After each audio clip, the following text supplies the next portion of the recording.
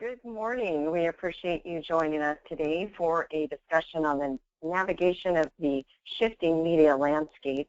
My name is Tammy Angelo, and I'm with the Los Angeles Times Media Group, and I will be guiding you through today's session as your moderator.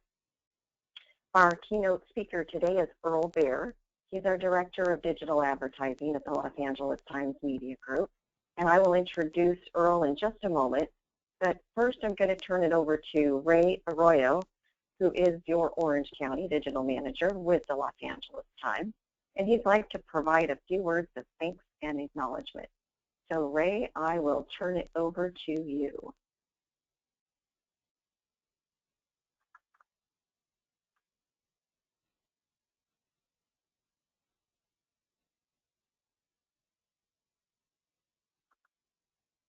Okay. Ray, I cannot hear you, so you want to unmute yourself.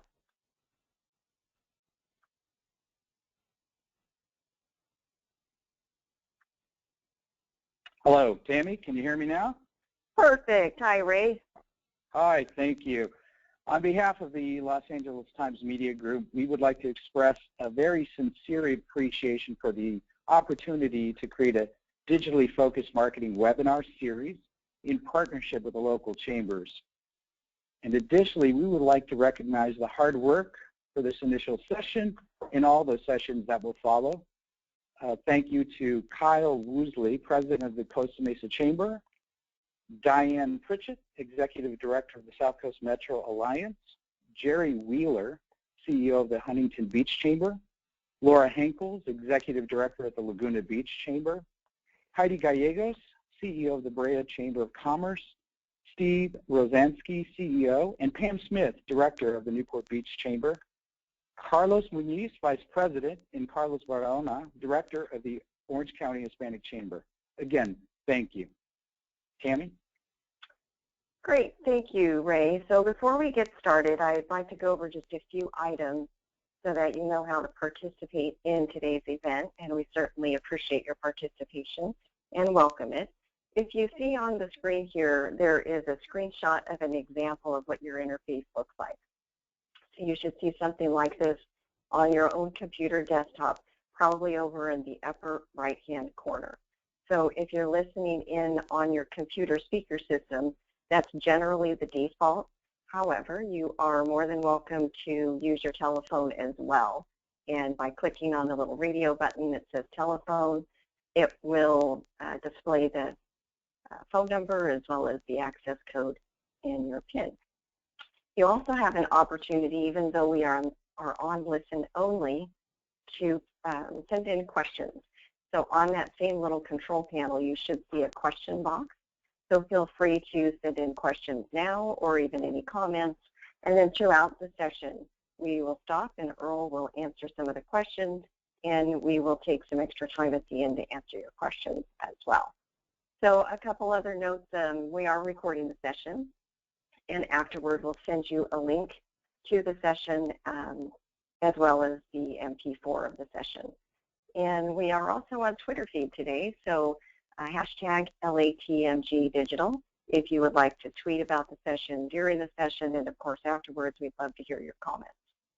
So at this point, I will start to introduce you to Earl Baer, but also again thank you for your attendance today, and we do appreciate it.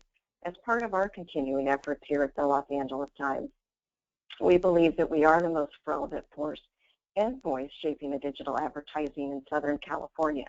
And we offer our advertisers and the chamber members access to the largest audience, both in size and quality, in our market, with digital services to help small and mid-sized and enterprise-wide businesses get their word out.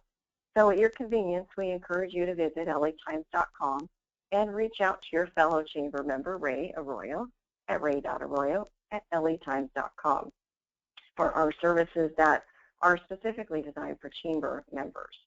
So at this time, it's my pleasure to introduce you to Earl Baer. As a leader in the local media space in Los Angeles for more than 20 years, Earl has served in senior management roles across various mediums, including print, radio, TV, and digital, and also integrated media sales, with leading media companies such as CBS, Los Angeles Daily News, and of course the Los Angeles Times Media Group. Earl has also spent several years at the helm of his own media sales company, and he's been passionately involved these past 10 years in creating solutions for local market advertisers to effectively make the transition from traditional media to the new integrated digital media. So at this point, we would like to start with a quick poll and just have a better understanding from you all which industry best represents your company. If you wouldn't mind taking a moment and just clicking on one of these that makes the most sense for you, we'd love to hear from you. Great, we definitely have some answers coming in here. All right, looks good. So I'm going to go ahead and close the poll and share it out. And thank you for your participation in that as well. It looks like we have a pretty good mix of industries across the webinar platform. So Earl, I believe at this time I am going to go ahead and turn it back over to you.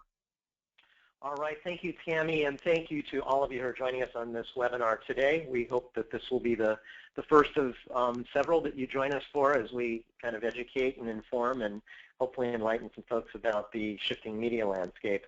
This topic in particular is one that we're especially pleased to present because we at LA Times Media Group are talking to local advertisers all the time.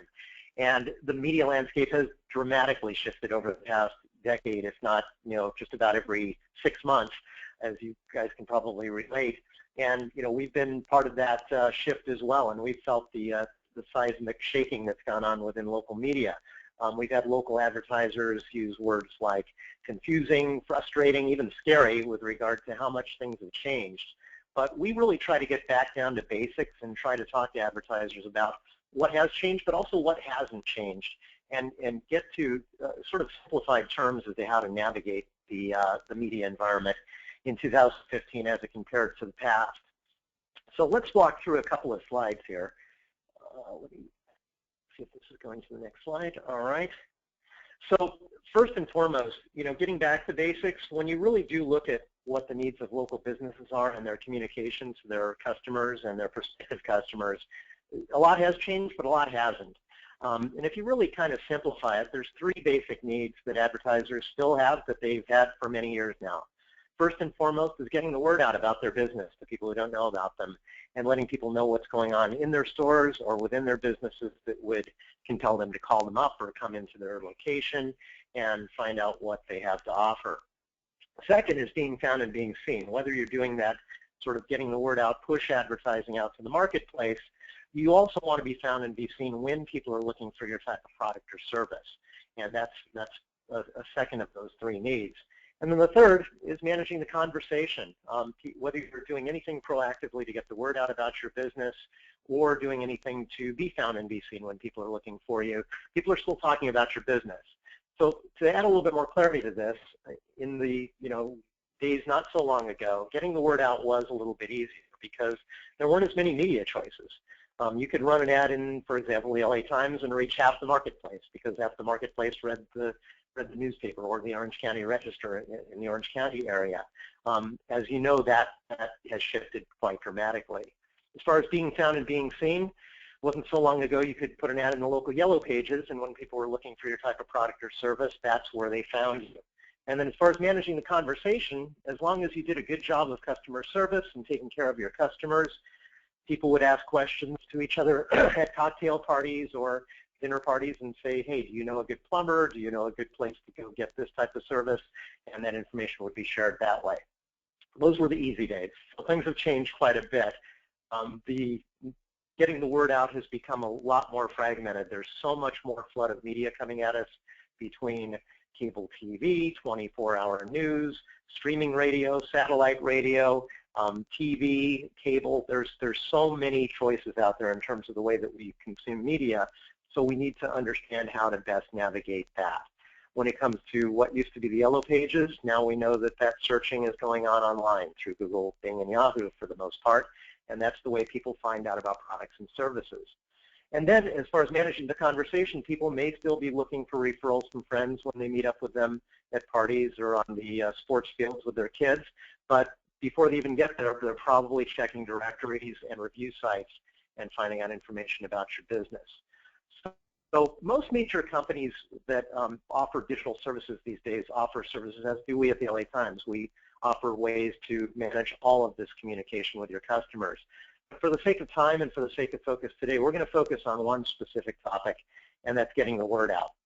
So what the LA Times has been doing for decades is helping customers get the word out about their business, and talk to you a little bit about how to do that in 2015 with the changing media landscape. So first off, another set of threes, keys to a successful digital ad program. Regardless of who you work with to help you to navigate this media landscape, or if you're doing it on your own, a few questions that you need to ask yourself.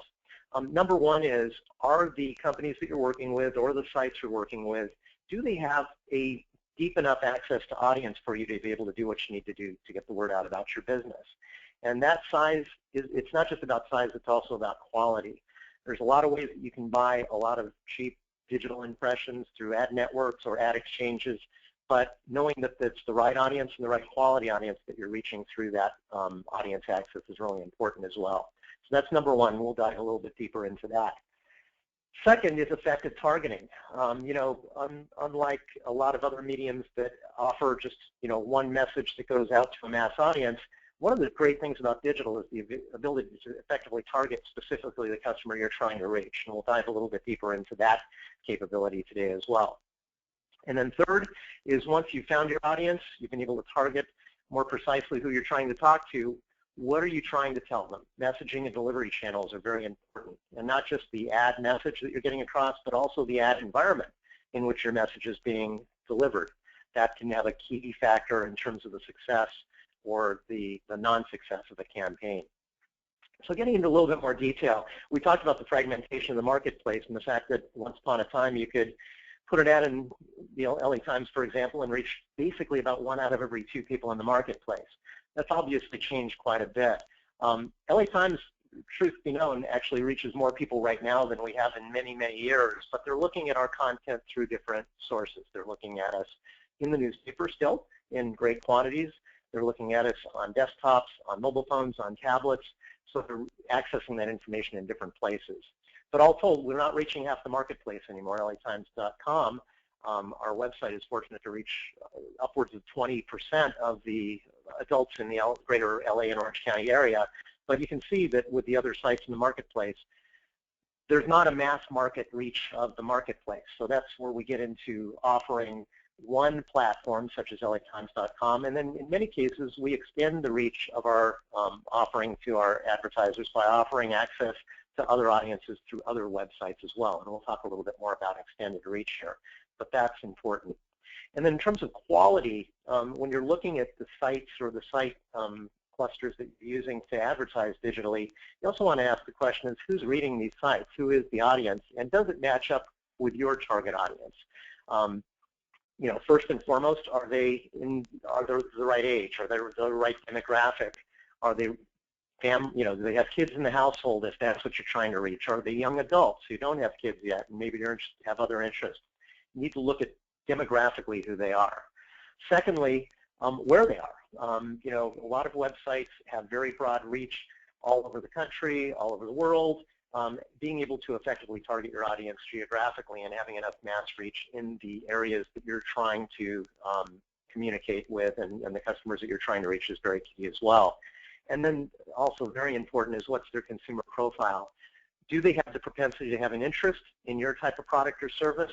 And do they have the spending power to be able to afford your types of products and services? So the quality of the sites that you're looking at is very important. So once you've found an access to digital audience through an array of sites or a single site that has mass reach, and the audience profile of that network seems to match up with what you're trying to do, now we get to the next level, and that's audience targeting. Not everybody in the marketplace is a prime customer for your product or service, regardless of what you have to offer. And it's important to have a good idea in mind of who the customer is that you're trying to reach. A great example that we like to give is, we have a lot of entertainment advertisers who run with us. And, with the newspaper, typically they think, okay, I'm an entertainment advertiser. I need to reach entertainment enthusiasts. I'll run in the entertainment or the calendar section of the LA Times. That's a great thing.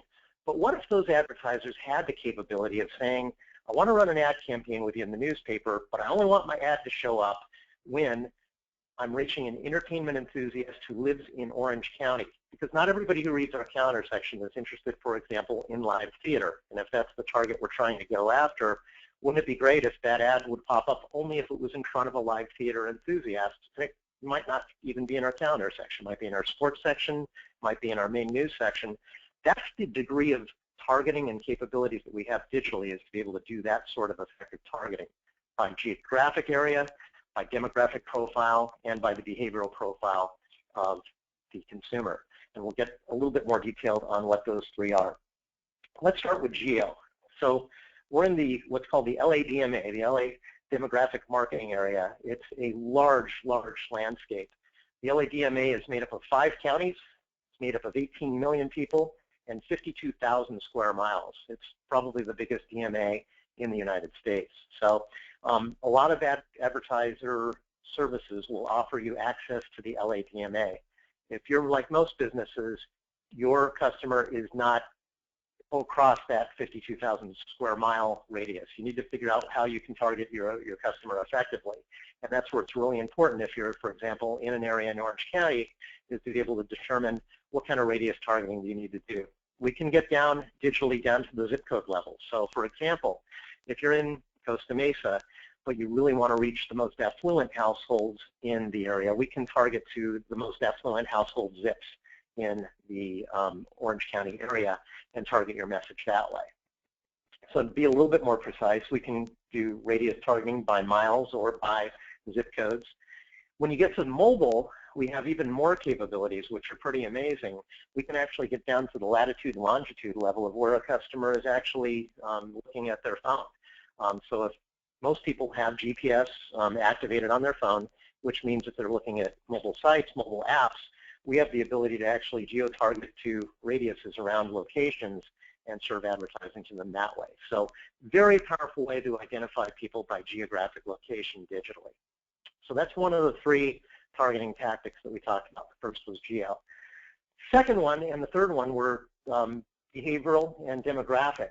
So just to define those, demographic targeting is your standard U.S. Census Bureau data. It's your home ownership status, your age, your gender, kids in the household, income levels, employment, things like that. Behavioral targeting has to do with your consumer intent, your hobbies, your interests, the things that you do, and the things that you have the interest in shopping for. And that information is also accessible to us and can allow us to target very effectively audiences in the marketplace. So we often have people ask us, how do you find these customers? How do you find this information? Well, there's 2 ways. One is by the type of content they're looking at. So there's a few different terms for that: category targeting, topic targeting, contextual targeting. This is, to again very much simplify it, it's much like if I'm looking for an entertainment intender or entertainment enthusiast, I'd run in a publication that is either entertainment oriented or a section of the newspaper that has entertainment content. That's contextual targeting. So the way we can do this digitally is category targeting. That's targeting by the type of site or the type of a section of a site that has to do with that category. Topic targeting is not looking at necessarily the section of a site or the type of site, but the type of topic that that article is covering. So if the topic is movies, or if the topic is home improvement, that's topic targeting, and we can target content on websites based on that type of targeting. And then contextual is a little bit more detailed. That's where we can actually look at an array of keywords. Let's say that somebody is a restaurant and they're big on using truffle oil in their recipes. Well, what we can do there is we can actually look for article content. Could be on a news site like USA Today, but if there's an article on USA Today where they're talking about truffle oil, that's not typically where you'd expect to advertise, but we know there's content there where people are looking at something within that category and using the keywords that would be relevant to the type of advertiser, the type of consumer that that advertiser is trying to reach. Now, second is advanced audience targeting, and this is a little bit more using technology to get the word out. Okay, so advanced audience targeting is cookie-based. We all know it's a little a lot of people think it's a little bit creepy, but information is being stored on your computer on a regular basis. And that computer attached to the IP address of your laptop or your desktop is trackable in a secure way. And I say secure because there are very strict privacy standards in place to make sure people don't know exactly who you are, but people can match up against an IP address of a computer, search history, tie together certain personal information with regard to hobbies, leisure interests, magazine subscriptions, all kinds of different consumer data. So what we're able to do there is if we are interested in, again, looking for somebody who's interested in Italian cooking, because I'm an Italian, a store that sells Italian cooking ingredients, we can target by types of sites that that person has looked at. We can search by types of keywords that people have typed into their computer, and also match up with third-party audience data about the types of email newsletters that person may subscribe to, magazines that person subscribes to, or hobbies or clubs that they belong to. There's a lot of information that can be gathered together to devise consumer profiles that way as well. And so any service provider that you're looking for to help you to look at targeting audiences digitally should have these capabilities in place. It's not just about placing an ad on a specific website anymore. It's really trying to dive a little bit deeper into targeting the audience that you're trying to reach. So, Tammy, just a quick break here. Have any questions come in so far, or should we just keep rolling? Thank you, Earl, for asking. I do have one question that came in that said, I already advertised in the newspaper, and why should I use online advertising instead? And that came in early on. So again, I'll just remind the audience, if you would like to submit a question in that dialog box, that control panel, feel free to type in your question, and it will come directly to me, and then we can have Earl answer your questions for you as well.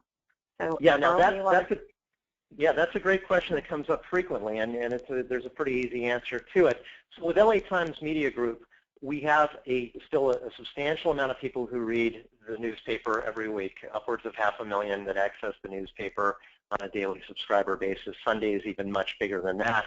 But not everybody who reads the newspaper also reads us online. But as you saw, about 22% of the greater LA marketplace, which includes LA, Orange County, and some of the surrounding counties, that 22% access us through latimes.com and look at our content online. So you'd be reaching an unduplicated audience by advertising on our website. You're reaching, again, a high-profile, educated, informed, engaged newsreader, but you'd be reaching them digitally. And there is a certain degree of overlap. There's probably about a 25 to 30% overlap of people who read our content in the newspaper and then also read us throughout the day online. So there, you're able to reach those people in two different places. And repetition is actually really good in media advertising, being able to message to a consumer in different places during different times of the day, and it can reinforce your ad message. So it's a great way to advertise to an audience you can't reach any other way, including through the newspaper. So we've talked about the importance of the size and quality of the audience that you need to have access to effectively advertise digitally, also the ability to target. Now we're getting into messaging and environments. So a couple of things. We'll talk first about creatives, ad creatives. A lot of people, when they think about digital, they think about standard banners. And you know, when the digital revolution started about 10 or 12 years ago, advertising online was much more akin to billboard advertising. It was a static billboard.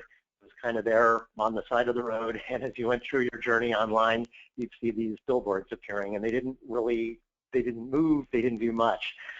We've really increased our capabilities with how we advertise through display advertising in 2015.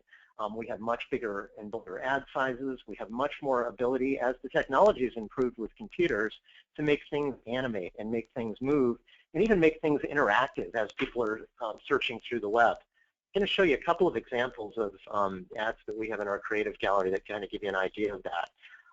You know, we often use the phrase thinking beyond, thinking out of the box. So this is an ad that was developed for a car manufacturer, a car dealer here. But this is an interactive ad where when you roll over it, you can actually look at different views of things. You can interact. You can look for, you can basically embed interactive features into ads. The other thing that's important about this is Many advertisers advertise with a newspaper, for example, are price item display advertisers. They need a little bit more of a canvas with which to advertise on, aside from a small cube-size ad or what we call a leaderboard that runs across the top of the site.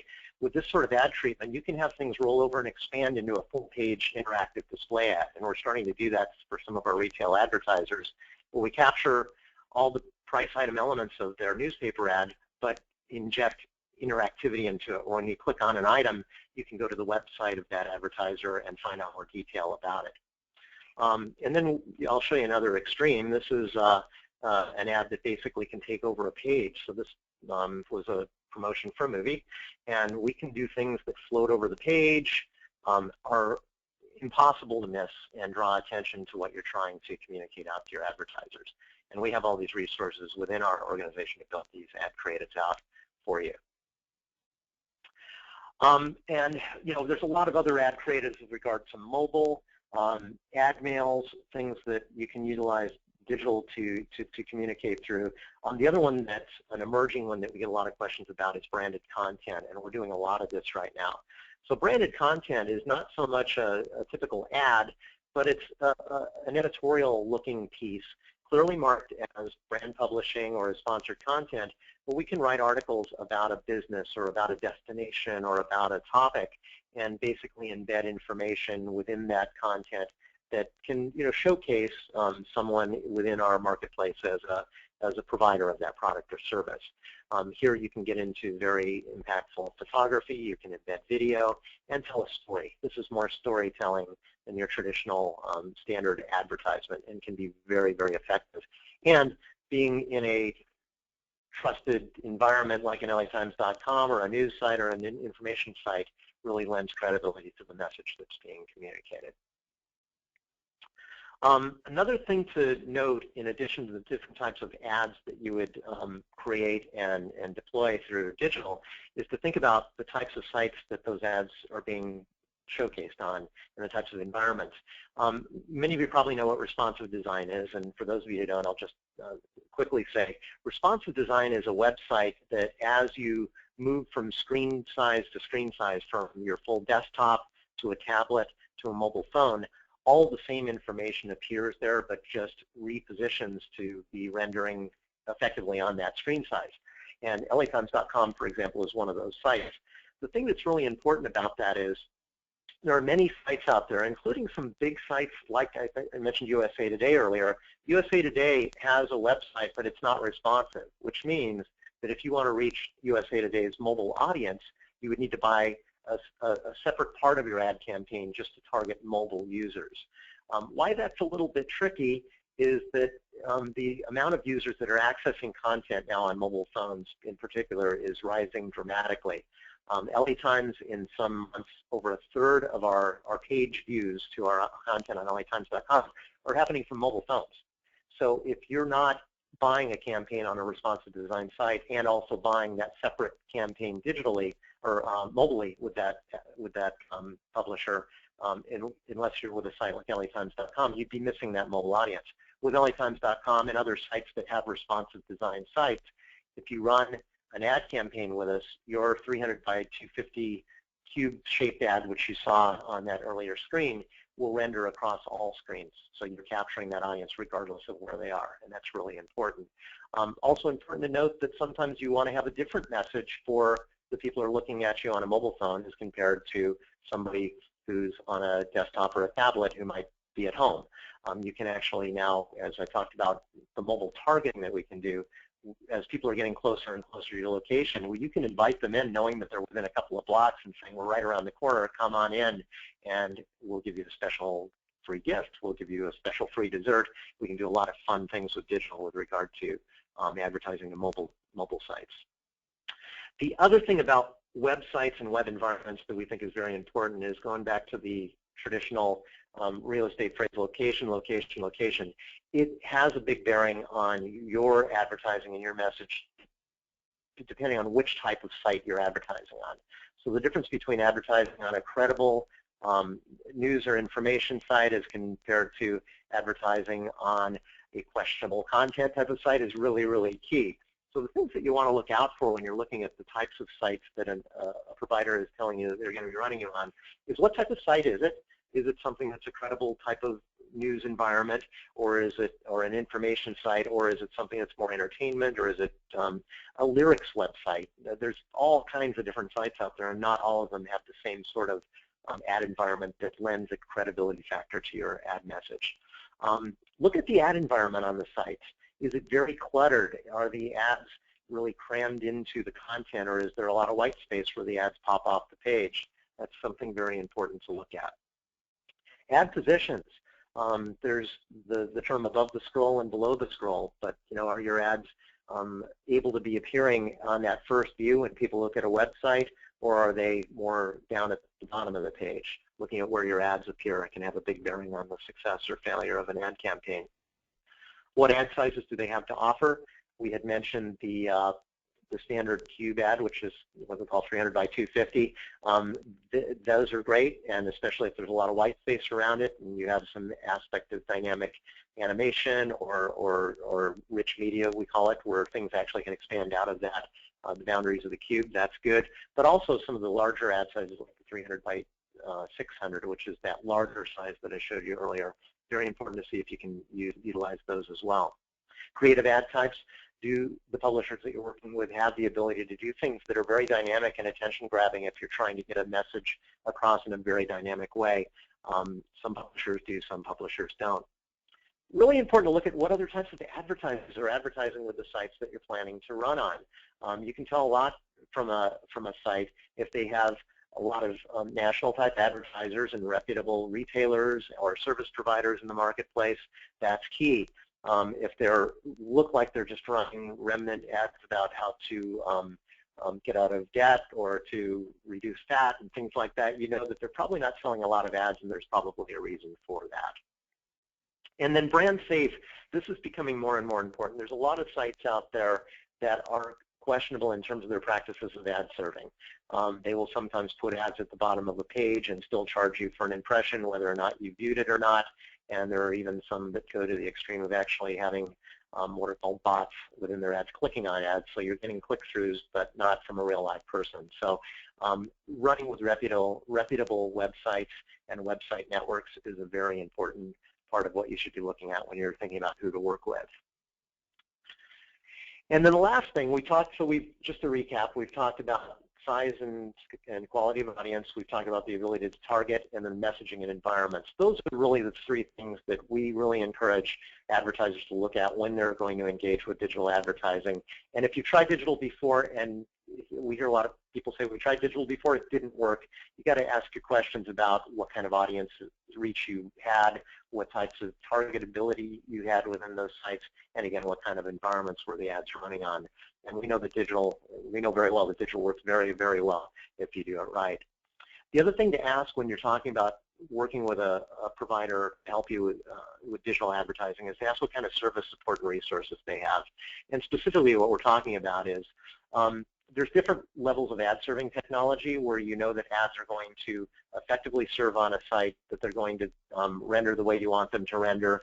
A lot of the major publishers out there, including ourselves, use Dart DoubleClick, which is the kind of the industry standard for ad serving. That ad serving technology is very accurate, very effective, and also the reporting that comes with it is accurate and auditable.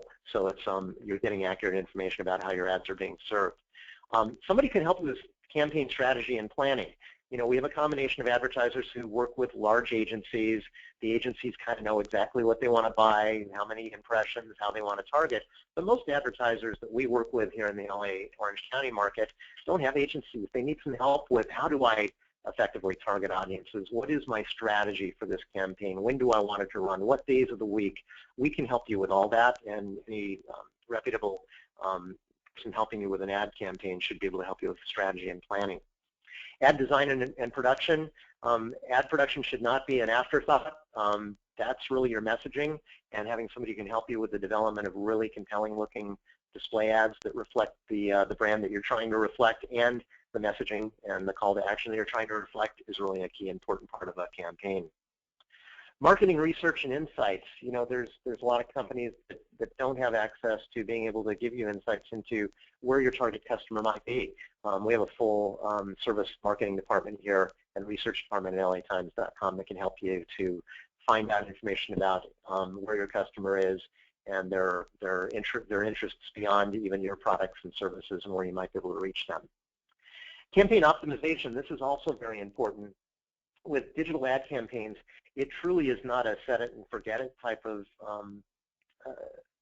business. To make it effective, you need to be watching your metrics and seeing which parts of your ad campaign are effectively engaging with consumers. You can measure some of that through click-throughs. You can measure some of that through your own Google Analytics to see where your site traffic is coming from.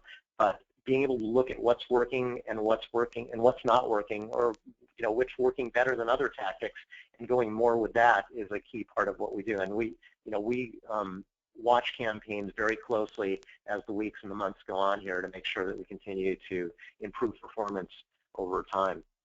Campaign reporting I touched on, but being able to get insights into how people are engaging with your ads and how effective the different elements of your ad campaign are.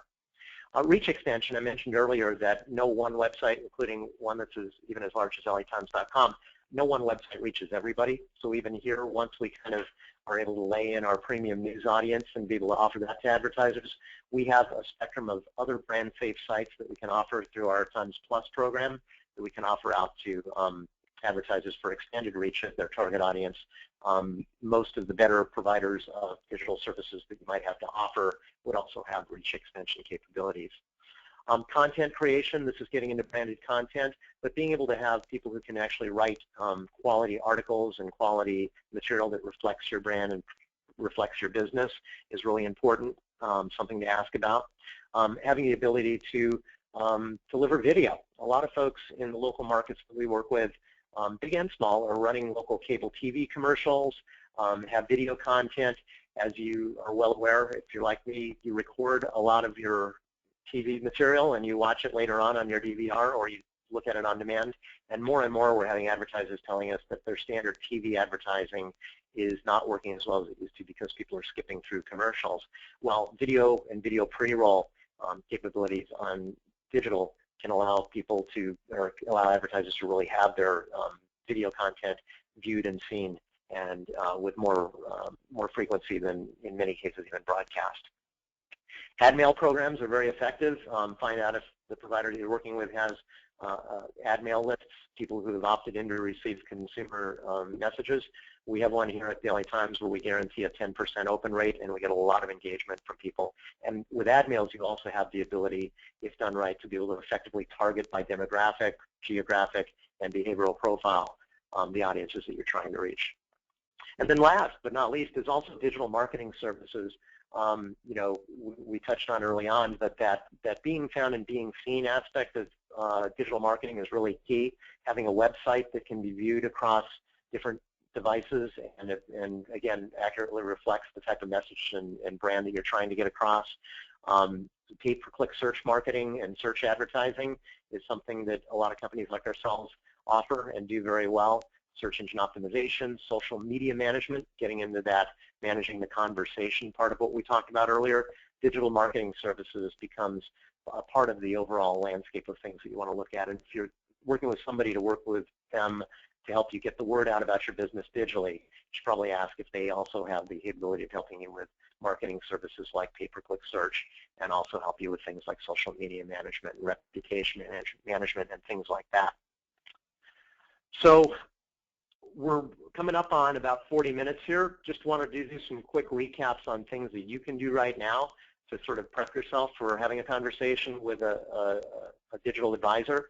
Number one is, really get a good idea in mind of how to communicate to somebody who your audience is. Where are they? What do they look like? What's their profile? What are their interests and hobbies? If you were to target your ideal audience, who would they be? Who would they look like? And we can probably target those sorts of folks digitally. What is the message, and how do I want my messages communicated? What do you want to tell that audience once you've found them? Really important to communicate that clearly to whoever's working with you on your ad campaigns. Important to know what your budget is, and talk about how much you can devote toward digital media. You can start off small, you can grow from there. but it's important to have some sort of budget in mind so that we know, what sort of strategies and tactics we can use to reach your audience. What are your top advertising objectives and goals? Think ahead in terms of seasonality. What events do you have coming up? What times of the week, times of the year do you need business more than other times? How do you pulse your advertising budget throughout the year to make sure you're kind of riding that wave of when you need customers in your store or calling you up on the phone? And what is important to you right now? What is the most important thing? Is it getting more customers in your store? Is it just branding yourself so people are thinking about you when they do need your product and service? Thinking about what that messaging need is very important. And then just start planning your digital campaign. Start talking to some consultants about how to help you navigate and how to put together programs. And that's where you kind of take it to the next step, is putting things into action. I'm going to pass back to Tammy in a minute, but as it's kind of capping off this presentation, we do encourage you to continue to send in some questions so we can answer some of those over the next few minutes here. But also we invite you that if you are looking towards somebody to help you to be a trusted advisor in digital media, you may think of the LA Times as just a newspaper, but we are such not that anymore. We do offer the best suite of digital services and advertising products in the greater LA marketplace. And we have experts who can help you to navigate this landscape and effectively get your message out there. So we encourage you to do so. Ray Arroyo is our digital sales manager in the Orange County area, and we would encourage you to give him a call or shoot him an email. He would be happy to help you out right away. So with that, I'm going to pass it back to you, Tammy, and let me know if you're seeing any questions that we need to answer or any other housekeeping things that you want to cover. Great. Thanks, Earl, and thank you for your time today and being our keynote speaker. And especially thank you to everyone attending today's webinar, the Chamber members and executives. We truly appreciate the sponsorship and partnership. There is one more question that came in, and then I can wrap up with some housekeeping on handouts and some other things that are next and to come. One question says, what kind of research can help me define my audience? And also, Earl, at the sake of opening it up, I think I'm going to take everybody off of mute and see if anybody wants to verbally chime in just a moment. But if you want to go ahead and answer that question, what kind of research can help me define my audience? Well, that's a great question. So, once you kind of articulated and defined who the audience is that you're trying to reach, we can find out where they are. Certainly, we have mapping capabilities to find out which, even down to the zip code level, which zip codes have the biggest saturation of the type of customers who might engage with your product or service. Certainly, identifying identifiable consumers by household income, by kids in the household, things like that. The other thing is we can also look at competition and look at media usage. Typically, there's some patterns that you can learn a lot from in terms of looking at competitors who might be in your ad space and finding out where those folks are advertising and advertising regularly. People tend not to keep advertising with a media that's not working for them, so you can find competitive media spending for your category of advertising and find out where those dollars are being spent. We can kind of mirror that and figuring out what tactics they're using. We can even pull, in many cases, ad creatives that they might be using to send out their messages. Learn from people who've dipped their toes in the water already and learn from that. So at this time, I have unmuted some of the attendees. If you guys would like to speak up and have anything you'd like to add, certainly are able to do so.